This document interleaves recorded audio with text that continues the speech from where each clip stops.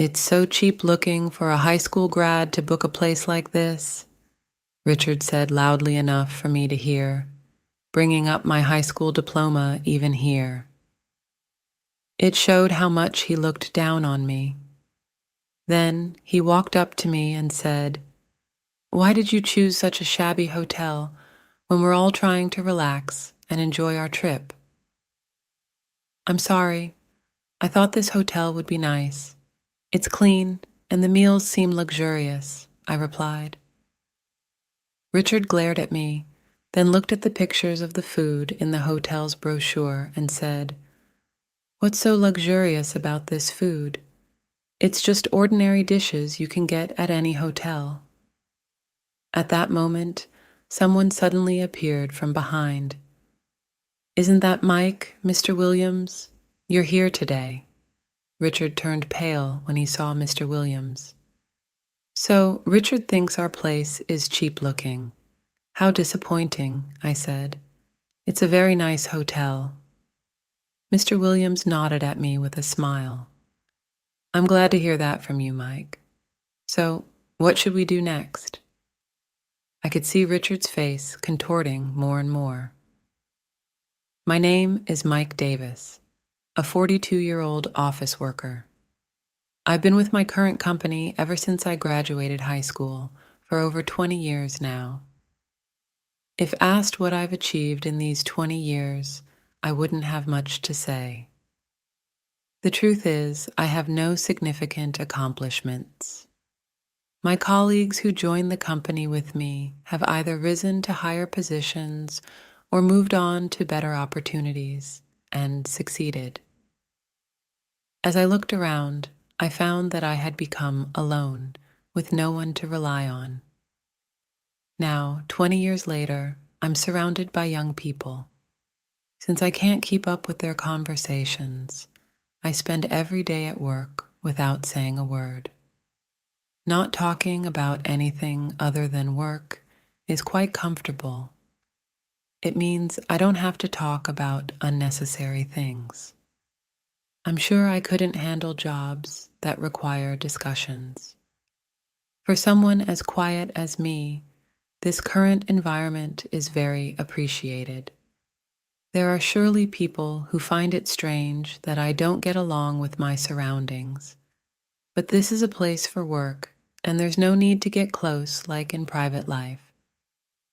I somehow understood that people were avoiding me, but I was satisfied with the status quo and had no intention of changing it. But suddenly, a person appeared in my mundane life. That person was Richard Davis, who became the manager of my company this spring. The manager is 55 years old, older than me, and he had been at another branch until now. He had apparently held quite high positions there and had a lot of experience. My first impression was that he seemed very strict. My prediction was immediately confirmed. "Now that I'm the manager, I'm going to set things straight here. Be prepared," Richard announced. "Yes," all the other employees responded in unison. I thought to myself that he seemed like a scary person. He reminded me of the strict teachers who enforced school rules back in my student days. I intended to avoid him as much as possible, but I couldn't escape. "Mike, come here for a moment," Richard called. "What is it?" I asked, immediately summoned by Richard. I had a bad feeling about this, and my prediction came true when he showed me the presentation materials, criticizing them as sloppy paperwork. I had stayed up all week finishing work for a major client. Because I've been with the company for a long time and understand the work thoroughly, I'm always the one who prepares the documents for clients. Even though I don't stand out much within the company, I'm confident in my document preparation skills, and it's something I've been recognized for. But now, Richard was criticizing these documents. Was there something wrong with them? I asked. "Something wrong? Everything is wrong. I hate every single word. I've never seen such terrible paperwork, Richard exclaimed. For the first time, I felt truly shocked. I've been called quiet and plain countless times, but it's the first time I've been criticized for my work. However, even though he said he hated every word without specific feedback, I didn't know how to fix it. What should I correct? Could you show me how to improve it? I asked Richard. Don't ask me that. Just redo everything and don't use the same words, he replied curtly. So the documents I had stayed up all week to finish had to be redone entirely. I sighed and went back to my desk. I decided to stay late and redo the documents, but even by midnight, I wasn't close to finishing. I decided to go home, but since the last train had already left, I started walking. As I walked, I couldn't help but think that Richard just didn't like me. While walking, I saw a man collapsed on the side of the road. He seemed conscious, but was lying down looking exhausted. I helped him up and gave him some water from my bag. You've saved me. Thank you, the man said. You're welcome. How are you feeling now? I asked. The man said he was fine and got up on his own. He looked to be in his 50s. When he saw the employee ID hanging around my neck, his expression changed. Oh, you work for one of our clients. Thank you for all your help, he said. What? I was surprised. The man took out a business card from his bag and handed it to me.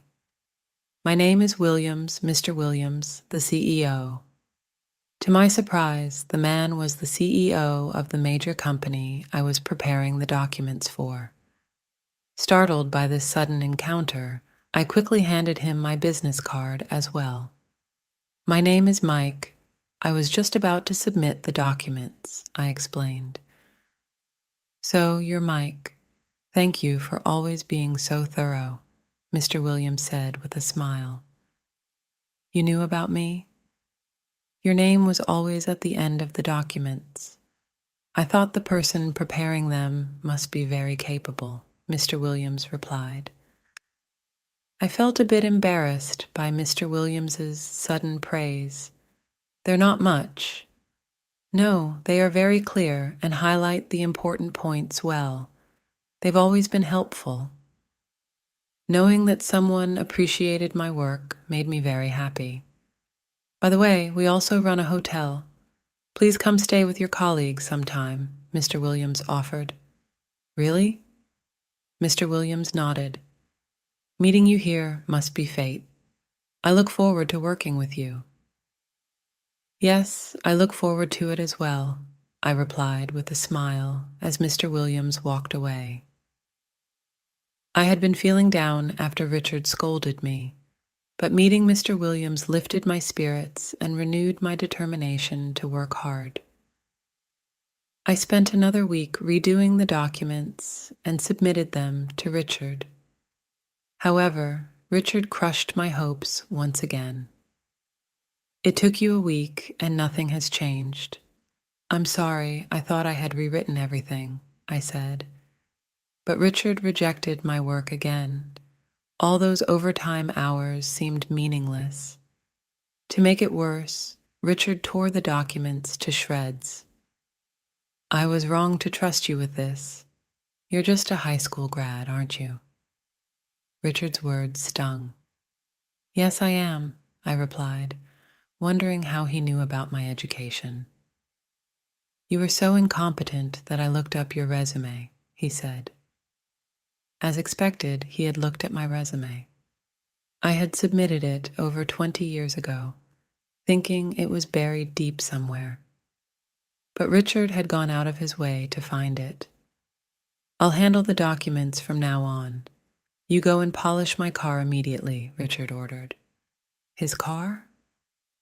I knew he always drove to work, but why did I have to polish it? I'm doing your job, so you will clean my car inside and out. Understood? I nodded and headed to the parking lot to clean Richard's car. People passing by gave me puzzled looks, wondering what I was doing. I didn't understand it myself. I was incredibly angry at Richard. He had torn up the documents I had painstakingly redone, and now had me cleaning his car. Honestly, I felt like scratching his car out of spite, but I held back. After thoroughly cleaning the inside of the car, I returned to the office. Suddenly, Richard started yelling at me. "Mike, where did you go during work hours?" he barked. "I was washing your car," I replied. Richard snatched the car keys from me and yelled even louder. "I didn't say to wash it now. I'll dock your pay for slacking off." Richard's harassment continued. One day, the entire staff was scheduled to go on a company trip, and I was assigned to book the hotel. The one who asked me to handle the booking was Richard.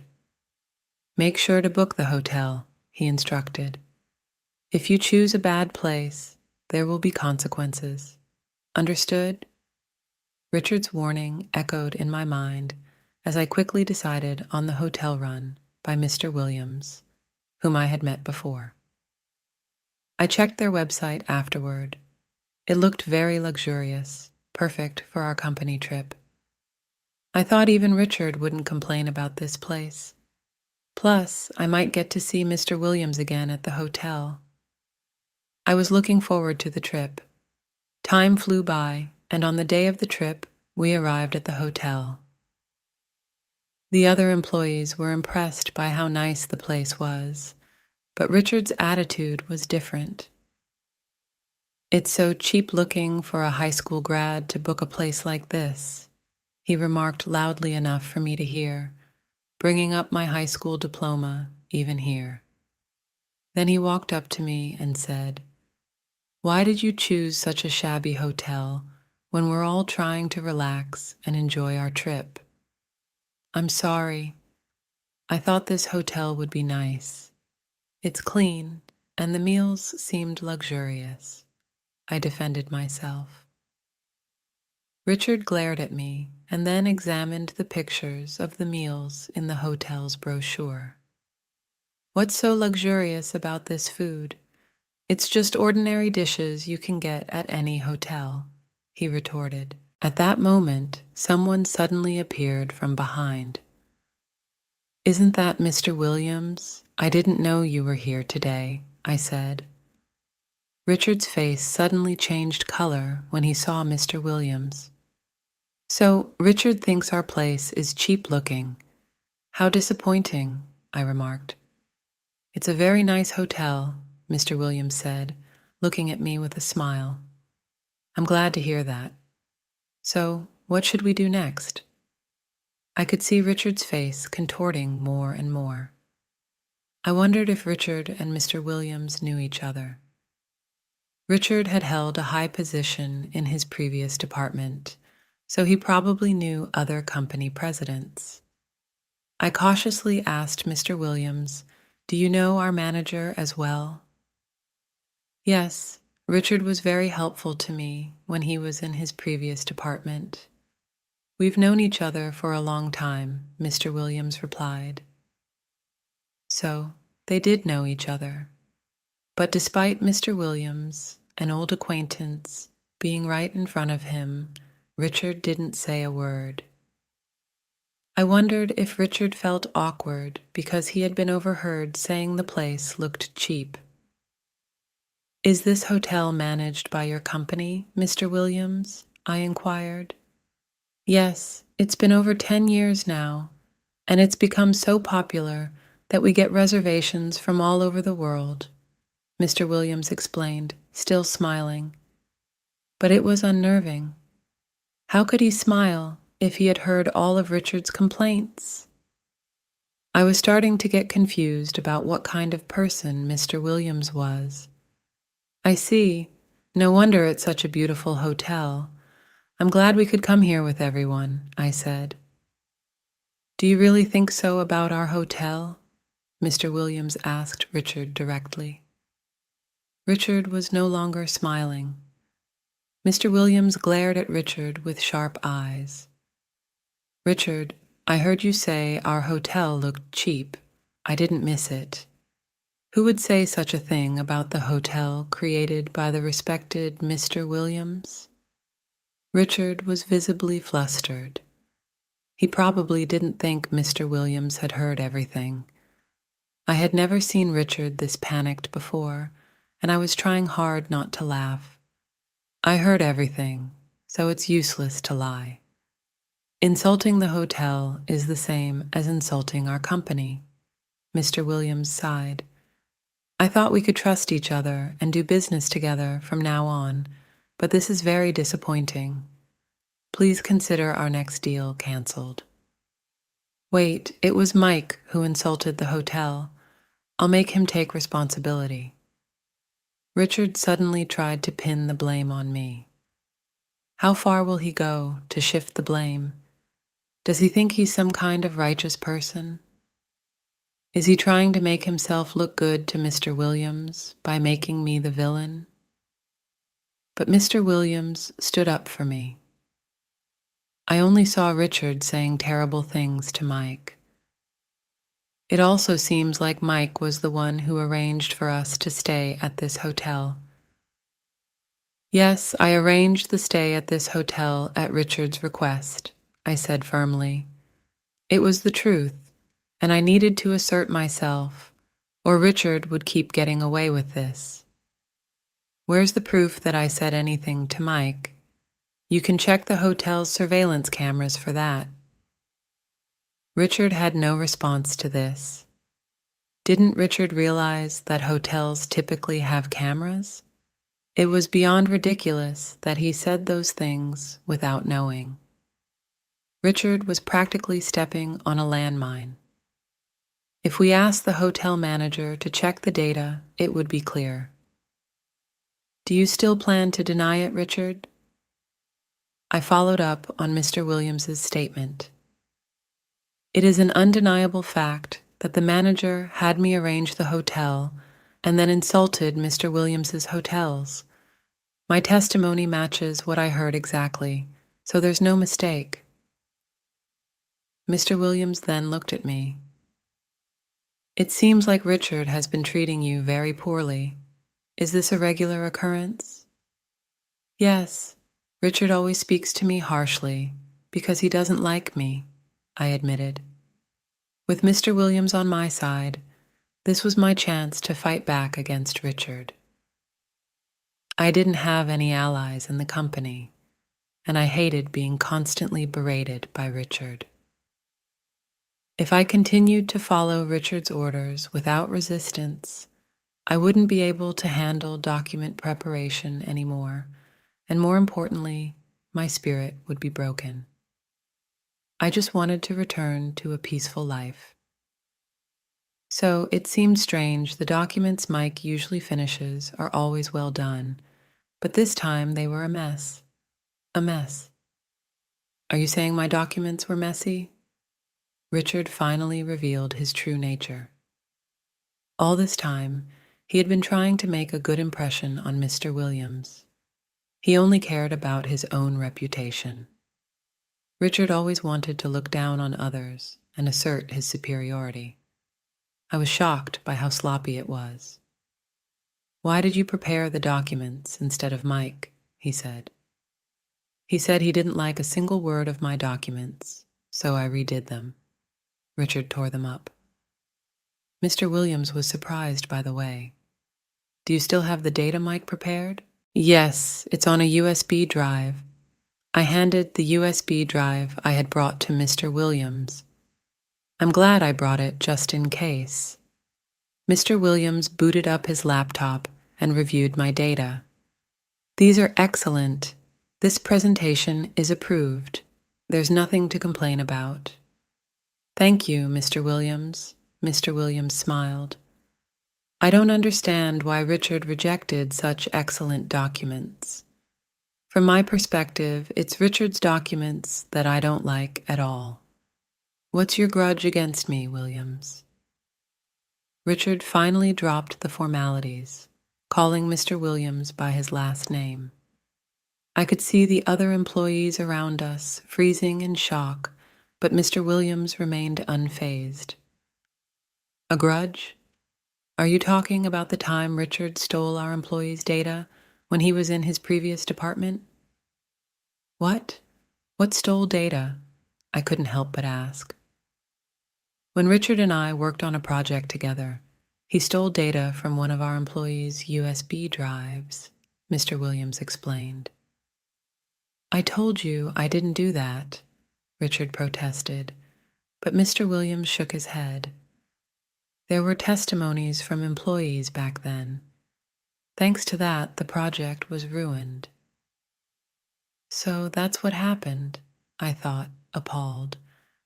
Your car's problems in your new department as well, and to think you tried to undermine Mike, whom I respect, Mr. Williams remarked. What's there to respect about Mike? He's useless and can't do his job at all, Richard retorted. I met Mike for the first time recently, but I've always admired his meticulous documents and the thoughtful letters he always attached, Mr. Williams interjected. You noticed I always included a handwritten letter when submitting documents to Mr. Williams's company, with brief, light-hearted notes about the seasons or our daily company life. Though I'm not good at communication, I believe that letters could help build connections with people. I always felt your kindness through those letters, Mike. It's a shame Richard doesn't appreciate a good subordinate. That's not true, I added, hurt by what Richard did to me. I'm not apologizing. I did nothing wrong. Mr. Williams looked disappointed. Let's change the conditions. We'll continue doing business with your company if Richard is no longer there. After all, you have Mike on your team. Thank you, Mr. Williams, I said, realizing this was essentially a suggestion to fire Richard. Considering the data theft incident, it's no wonder Mr. Williams doesn't want to do business with a company that employs Richard. I'll report this to your company's president, so please take care of it, Mr. Williams said. I'm truly sorry for the trouble. Mr. Williams smiled at me. I have hopes for you, Mike. By the way, we unfortunately don't have a room available for Richard tonight. Mr. Williams approached Richard and said, You must want to leave a place as cheap as this as soon as possible, right, manager? Give it up. With Mr. Williams and me both telling him this, Richard turned his back and left the hotel without a word. After that, the remaining employees and I enjoyed Mr. Williams's hospitality and had a great time on our trip. Not long after, Richard was fired by the company president and left the company. It was his own doing, so he had no one to blame but himself. The company feels brighter since Richard left. More employees have started talking to me, perhaps because they witnessed what happened during the company trip. I'm still not great at conversations, but maybe Mr. Williams's praise for my work has made a difference. It's definitely more comfortable now. I genuinely feel motivated to work even harder.